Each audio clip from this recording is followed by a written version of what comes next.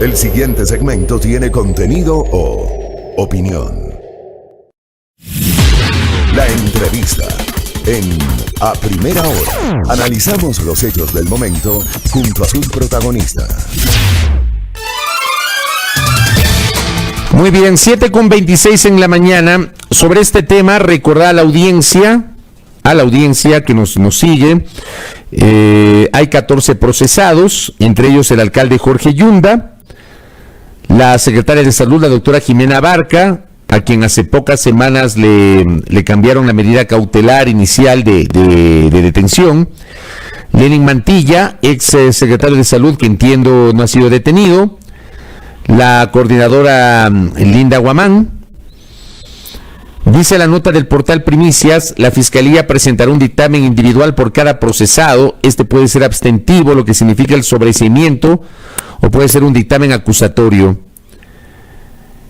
Si es que es acusatorio, el juez Vladimir Jaya definirá si lo acoge y llama a juicio a los acusados. Ya depende justamente del juez con base en lo que recomienda la Fiscalía o solicita la Fiscalía. Los inicios de este caso se remontan a los primeros meses de la pandemia en el Ecuador, el 20 de abril del 2020. El alcalde Yunda transmitió en vivo la llegada del primer lote de 5,000 pruebas PCR de las 100,000 acordadas en los contratos. La empresa que ganó el contrato fue Salumet, sociedad anónima, por un monto aproximado de $4.2 millones, incluyendo IVA. En el caso de Yunda, según el registro judicial, la Fiscalía presentará al menos 6 pruebas para concretar un llamamiento a juicio. Bueno, esta va a ser una de las noticias más importantes de la jornada del día de hoy. Hoy vamos a tener 2 visiones distintas sobre la decisión de la Asamblea Nacional que aprobó el jueves pasado el proyecto de ley de defensa de la dolarización con 86 votos a favor, 41 votos en contra, 7 abstenciones, 1 voto en blanco y 2 ausencias, si la memoria no me es infiel. Esa fue la decisión de la Asamblea Nacional. Uno de esos 86 votos fue el de Gabriela Larreategui, asambleísta de Pichincha por el movimiento Suma, quien además integra la Comisión Legislativa del Régimen Económico, que fue el ente parlamentario que elaboró el informe que finalmente se debatió en el Pleno de la Asamblea Nacional. Le saludo a la asambleísta Larreategui. ¿Cómo le va, legisladora? Fabricio, mucho gusto estar aquí con ustedes, con todos los radioescuchas de Radio Majestad, deseándoles un gran inicio de semana. Lo propio para usted.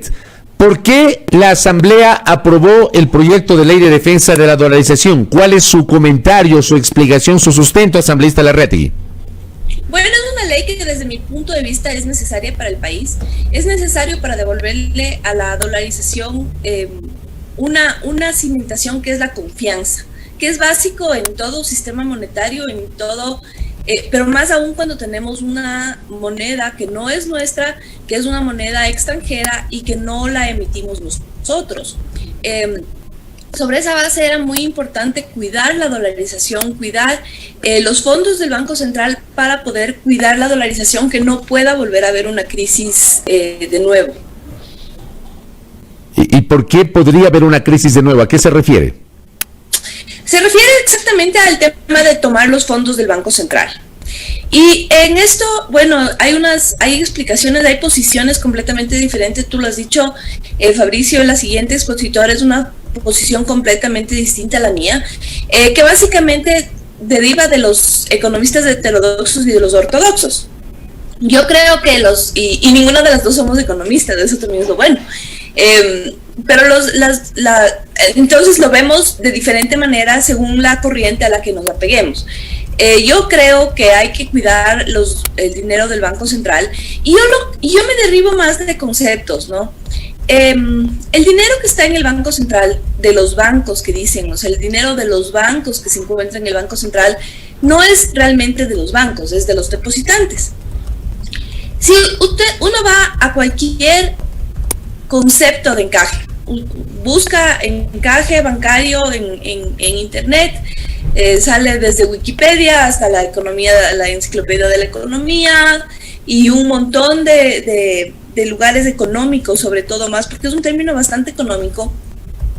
Y vas a ver que el encaje bancario es este porcentaje del dinero de los depositantes que los bancos están obligados a mantener en efectivo, en líquido. En algunos países lo hacen en un banco central o en un banco nacional, y en otros países se permite que ese dinero esté guardado en los mismos bancos.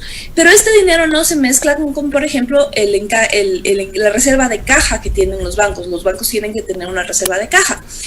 ¿Y a qué va esto? A que ese encaje bancario es un mínimo que los bancos tienen que tener guardado en efectivo para poder devolverles a los depositantes. Y esto nos lleva a otro concepto muy importante de cómo funciona la banca. De cómo funciona la banca. De cómo funciona, perdón, está aquí. De cómo funciona la banca, que es, si yo soy banca, Fabricio, y te presto a ti y tú depositas $1,000, yo con esos $1,000 lo que hago es darme la vuelta y prestarle a alguien más que me va a pagar intereses. Y así tus $1,000 no están durmiendo en el banco. Pero los gobiernos te dicen, no, tú no puedes prestar los $1,000 enteros. Tú lo que tienes que hacer es, de esos $1,000 que te han depositado, tú tienes que guardar un 5%, un 10%, un 1%, dependiendo del banco, y eso lo vas a tener absolutamente quietito y calladito, cosa que si es que el Fabricio viene a sacarte una parte, tú tengas un líquido con el que darle, porque tú no le puedes decir al Fabricio, sabes que Fabricio, no tengo absolutamente nada y no te puedo dar, porque obviamente vas a dejar de confiar en mí para depositar tu dinero. Entonces, ese encaje es este líquido mínimo que tienen que tener los bancos justamente para poder devolver a los usuarios en caso de que se necesite, de que haya una escasez de liquidez en definitiva. Entonces, este porcentaje, este encaje es el que con esta ley estamos cuidando. Ya, ese encaje es el que se quiere en el Banco Central, por seguridad. Ese encaje del Banco Central. Y lo que han dicho los economistas heterodoxos, por ejemplo, es que ese encaje no es un pasivo. Pero entonces, si no es un pasivo, ¿qué es? Porque no puede ser un activo y no puede ser un patrimonio.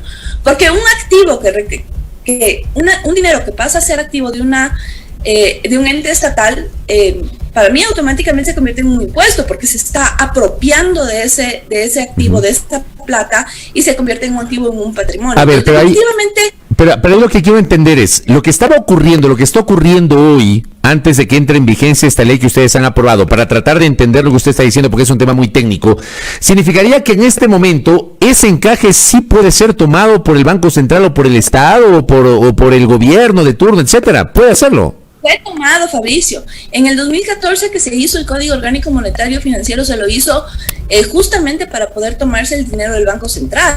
Esa es otra cosa que dicen, que esta ley es inconstitucional, pero hasta el 2014 no se le preocuparon en reformar esta ley y seguía teniendo la misma estructura el Banco Central que antes. Y a partir del 2014 el gobierno comenzó a usar estos fondos del Banco Central cuando ya se acabaron todo el resto de fondos, comenzó a usar estos fondos del Banco Central. Dicen que para inversión, pero en realidad, Fabricio, y la verdad es que el 65% por eso se fue a gasto corriente.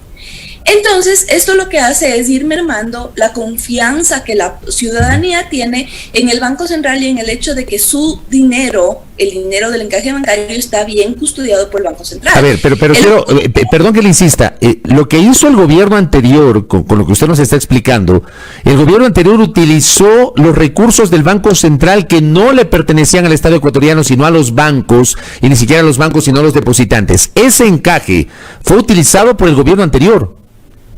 Sí, eso te estoy diciendo y absolutamente convencida y clara.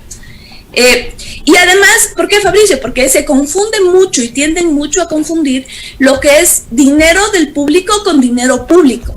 Porque no todo el dinero del Estado, no todo el dinero que está custodiado por el Estado es del Estado, es un dinero público. Y lo mismo pasó con el dinero del IES, que es conocido por todos, que a la final se terminaron tomando del IES dinero para invertir, y supuestamente el Estado le debe al Banco Central y le debe al IES, y ya le va debiendo miles de años porque no le va a pagar nunca. Entonces, ¿qué es lo que pasa con el balance monetario del Banco Central, Fabricio? Porque muchas veces te dicen, no, pero si el balance está cuadrado. Claro que está cuadrado, porque tú tienes muchas maneras de cuadrar un balance. Y en esto no soy economista, no soy contadora, pero sí me dieron clases de contabilidad, el 101, contabilidad para dummies en algún momento.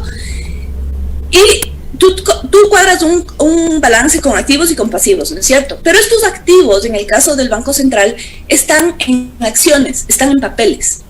Así es como están cuadrando el Banco Central. El activo monetario del Banco Central tiene un hueco. Los economistas ortodoxos les dicen que es, porque le dicen el descalce, pero dicen que no, que esa palabra no existe. Entonces no hablemos de descalce, hablemos de un hueco, de un hoyo negro, de 8.000 millones de dólares, porque el pasivo monetario del Banco Central son más de 12.000 millones de dólares y apenas tiene un poco más de 5.000 millones de dólares para cubrir.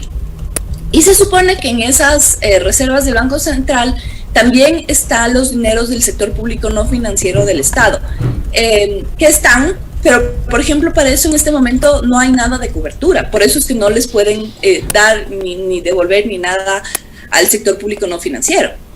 Correcto. A ver, esta parte realmente es técnica. Usted nos ha expresado su posición, usted nos ha dicho que efectivamente el gobierno anterior tomó recursos del Banco Central, ha establecido la diferencia en que no es lo mismo el dinero público que el dinero del público, me queda claro eso. Pero, ¿por qué los otros sectores? Y más adelante vamos a hablar con Lira Villalba, que también forma parte de la Comisión de Régimen Económico, pero en cambio ella votó en contra de la ley.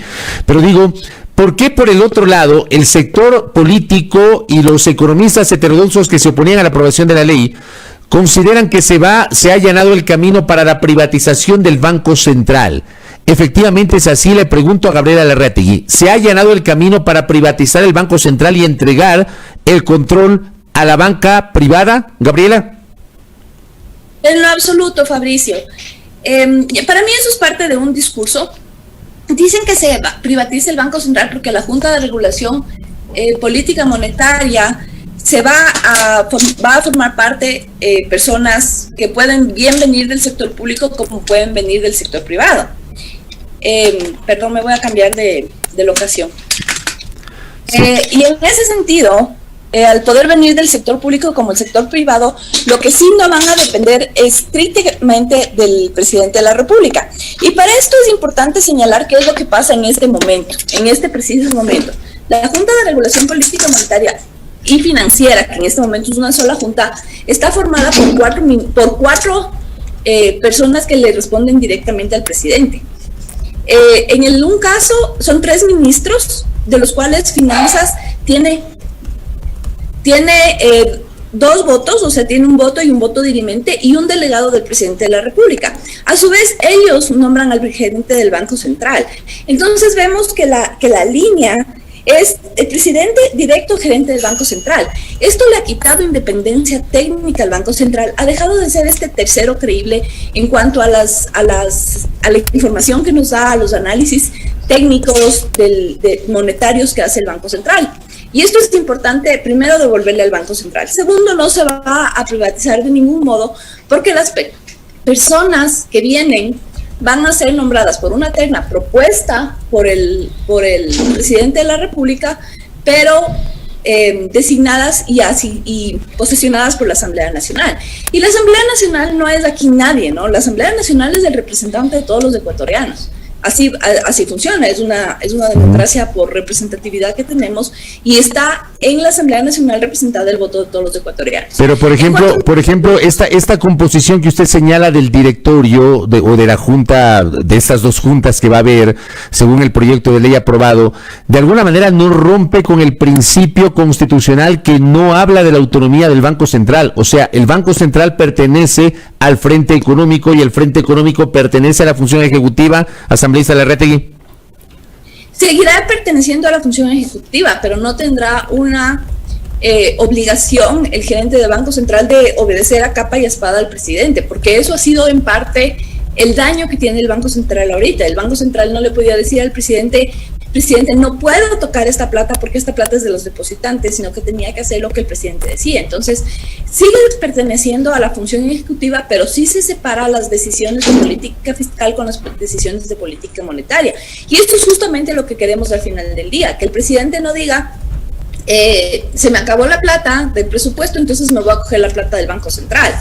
Y yo iba, Fabricio, ahorita a que los requisitos que están planteados da para que una persona que haya tenido mucha experiencia en los bancos, en un banco, en una alta directiva, pueda venir a formar parte de la Junta de Regulación, así como una persona que haya trabajado en los entes de control.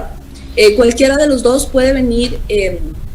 Sin duda hay mucha gente que ha trabajado en bancos, que ha trabajado de directivo, que ha trabajado de directorio del Banco Central y que puede permanecer independiente y que puede ponerle el país por delante. Y así mismo pasa con personas que pueden estar siendo funcionarios públicos. Y yo solamente le quiero llamar la atención a una persona, que usted no me va a decir que no podría poner el país por delante.